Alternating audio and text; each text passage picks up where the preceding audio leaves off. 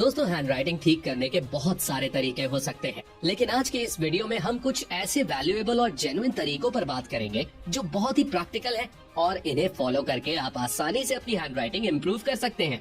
Handwriting से related हमने बहुत सारे एग्जामिनर और कॉपी चेक करने वाले टीचर्स से बात की और कॉपी चेक करने वाले कई टीचर्स से बात करने के बाद ये पता चला है कि जब भी वो लोग बच्चों की कॉपीज चेक करते हैं तो पहले पेज का इम्प्रेशन सबसे खास होता है। कई टीचर्स ने तो यहाँ तक बोल दिया कि जब वो लोग बच्चों की कॉपी चेक करते हैं और कॉपी में बहुत गंदी हैंडराइटिंग होती है तो उन लोगों के दिमाग में पहला ख्याल यही आता है कि जरूर स्टूडेंट को कुछ आता जाता नहीं है। वहीं अगर हैंडराइटिंग बहुत अच्छी होती है तो टीचर के दिमाग में पॉजिटिव इम्प्रेशन पड़ता है और इसका सीधा बेनिफिट बच्चों को मिलता है, क्योंकि टीचर पॉजिटिव तरीके से कॉपी चेक करता है और छोटी मोटी गलतियों को इग्नोर कर देता है। इसीलिए बच्चों के मार्क्स काफी अच्छे आ जाते हैं। तो दोस्तों, अगर आपकी हैंडराइटिंग काफी अच्छी है तो आप बहुत लकी हैं। लेकिन अगर आपकी हैंडराइटिंग अच्छी नहीं है तो टेंशन लेने का नहीं, आखिर हम किस दिन काम आएंगे। तो आइए अब हम जानते हैं कि हैंडराइटिंग कैसे सुधारें। टिप नंबर 8, सबसे पहले हमें लिखते टाइम अपने बैठने के तरीके को सुधारना है, क्योंकि अगर हम सही पोजीशन में बैठकर नहीं लिखते हैं तो इससे हमारे लिखने पर इफेक्ट पड़ता है और हमारी हैंडराइटिंग अच्छी नहीं बन पाती है। अगर हमारी बैठने की पोजीशन सही है तो हम अच्छी हैंडराइटिंग बना सकते हैं।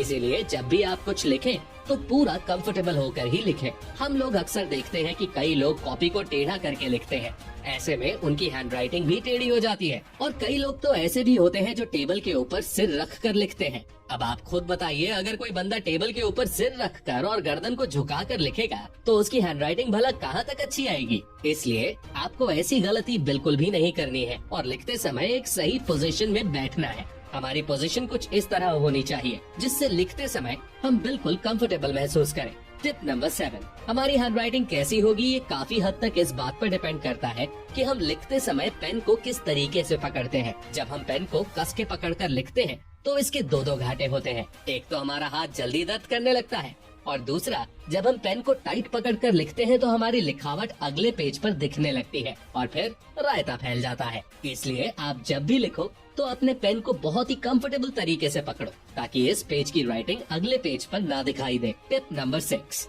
आपने अक्सर सुना होगा कि किसी काम को जल्दी में नहीं करना चाहिए। ठीक उसी तरह दोस्तों, जब हम स्पीड में लिखते हैं तो हमारी हैंडराइटिंग बहुत ही गंदी दिखाई देती है और किसी को समझ में नहीं आती है। इसीलिए हमें हमेशा धीरे धीरे लिखना चाहिए ताकि हमारी हैंडराइटिंग अच्छी दिखे और दूसरों को समझ में भी आए। एक बार जब आपकी हैंडराइटिंग काफी अच्छी आने लगे तो आप धीरे धीरे स्पीड बढ़ा सकते हैं। टिप नंबर 5, इस टिप के बारे में शायद ही आपने पहले कभी सुना हो। दरअसल जब हम लिखते हैं तो हम केवल अपने पंजों का ही यूज करते हैं, जिससे हमारे हाथों में जल्दी दर्द होने लगता है और हमारी हैंडराइटिंग अच्छी नहीं बन पाती है। तो अब हमें ऐसा नहीं करना है। अब हमें लिखते टाइम अपने पूरे हाथ को मूव करते हुए लिखना है, जिससे कि हमारे हाथ में दर्द भी नहीं होगा और हम साफ साफ और देर तक लिख भी पाएंगे। इसे ट्राई करके देखिए, आपको जबरदस्त फायदा होगा। टिप नंबर 4, हम अगले पॉइंट पर बात करें उससे पहले मैं आपसे एक सवाल पूछना चाहता हूँ। इमेजिन कीजिए किसी कमरे के अंदर बहुत सारी बॉल्स डली हुई हैं, जो इधर उधर बिखरी हुई हैं। वहीं दूसरी तरफ बगल वाले कमरे में बहुत सारी बॉल्स हैं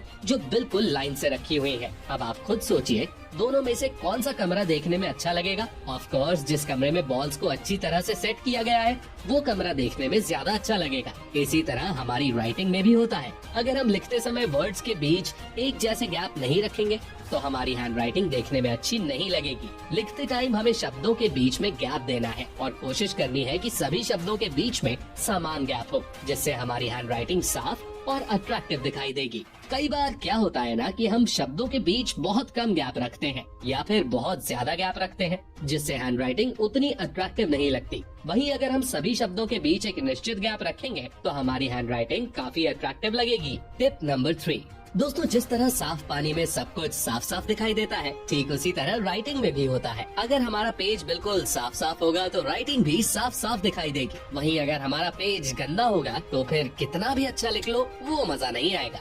अब आप इन दोनों हैंडराइटिंग को ही देख लीजिए। पहली हैंडराइटिंग में पेज काफी गंदा है, इसलिए राइटिंग अच्छी नहीं लग रही, लेकिन दूसरी हैंडराइटिंग में पेज बिल्कुल साफ सुथरा है, इसलिए हैंडराइटिंग काफी अट्रैक्टिव लग रही है। टिप नंबर 2, करत करत अभ्यास के जड़मती होत सुजान। ये कहावत तो आपने जरूर सुनी होगी। हमारी ये एडवाइस भी इसी कॉन्सेप्ट पर बेस्ड है, क्योंकि प्रैक्टिस करके ही हम किसी चीज को परफेक्ट कर सकते हैं। आपने भी कई बार देखा होगा कि जब आप काफी दिनों तक कुछ भी नहीं लिखते हैं तो आपकी हैंडराइटिंग बिगड़ जाती है और आपको लिखने में दिक्कत होती है। इसलिए रोज रोज कुछ न कुछ लिखते रहें। मेरे साथ भी सेम यही दिक्कत होती थी, इसीलिए पेपर शुरू होने के कुछ दिन पहले से ही मैं लिखने की प्रैक्टिस शुरू कर देता था और पेपर आते आते मेरा हाथ बिल्कुल एडजस्ट हो जाता था और मैं पेपर में बहुत अच्छा लिख पाता था। आप लोग भी इस फॉर्मूला को ट्राई कर सकते हैं। टिप नंबर 1 दोस्तों, एक बात तो बिल्कुल पक्की है कि अगर बंदूक अच्छी होगी तो फायर भी अच्छा ही होगा, और अगर बंदूक अच्छी नहीं होगी तो फायरिंग भी अच्छी नहीं होगी। ठीक इसी तरह पेन के साथ भी होता है। अगर हमारा पेन अच्छी क्वालिटी और ब्रांडेड कंपनी का होगा तो हमें लिखने में कोई दिक्कत नहीं होगी। वहीं अगर हम कोई सस्ता या घटिया पेन यूज करेंगे तो फिर हैंडराइटिंग खराब होना तो बनता है। इसीलिए लिखते समय, खासकर पेपर में लिखते समय, हमेशा अच्छी क्वालिटी के पेन को यूज करना चाहिए। और कई बार ऐसा भी होता है कि अलग अलग लोगों की अलग अलग चॉइसेस होती हैं। जैसे कुछ लोगों को मोटे पेन से लिखना पसंद होता है, वहीं कुछ लोगों को पतले पेन से लिखना पसंद होता है। इसीलिए आप जिस तरह के पेन से लिखने में कंफर्टेबल हो, हमेशा उसी पेन का यूज करें। फिर देखिए क्या गजब की राइटिंग आती है। अभी तक हमने वीडियो में जो कुछ भी सीखा, अगर उसे अप्लाई करना हो तो हम पेन चूज करने से शुरुआत कर सकते हैं। सबसे पहले अपना मनपसंद पेन चूज कर लो और फिर लिखने के लिए एक साफ सुथरा पेज खरीद लो। देन लिखना स्टार्ट कर दो। लिखने से पहले सही पोजीशन में बैठ जाओ और लिखते समय हमेशा इस चीज पर फोकस करो कि शब्दों के बीच बराबर गैप हो और हमारा पेन पकड़ने का एंगल सही हो। और दोस्तों, जब भी लिखना स्टार्ट करो तो शुरुआत हमेशा धीरे धीरे ही करो। एक बार जब आपकी प्रैक्टिस बन जाएगी तो फिर आप दनादन लिखने लगोगे और आपकी हैंडराइटिंग काफी इम्प्रूव हो जाएगी। और दोस्तों, जाते जाते आपको एक बात बताना तो भूल ही गया। कई बार क्या होता है कि बहुत सारे स्टूडेंट अच्छा लिखते हैं और उनकी हैंडराइटिंग भी काफी अच्छी होती है, लेकिन पेन से निकलने वाली हल्की हल्की स्याही पेज पर लगती रहती है और पूरे पेज पर डॉट डॉट बन जाते हैं, जिससे हैंडराइटिंग काफी बिगड़ जाती है। इसीलिए पेपर में लिखते समय हमेशा एक छोटा सा कपड़ा या रुमाल का टुकड़ा अपने पास रखें और समय समय पर पेन की निब को साफ करते रहें।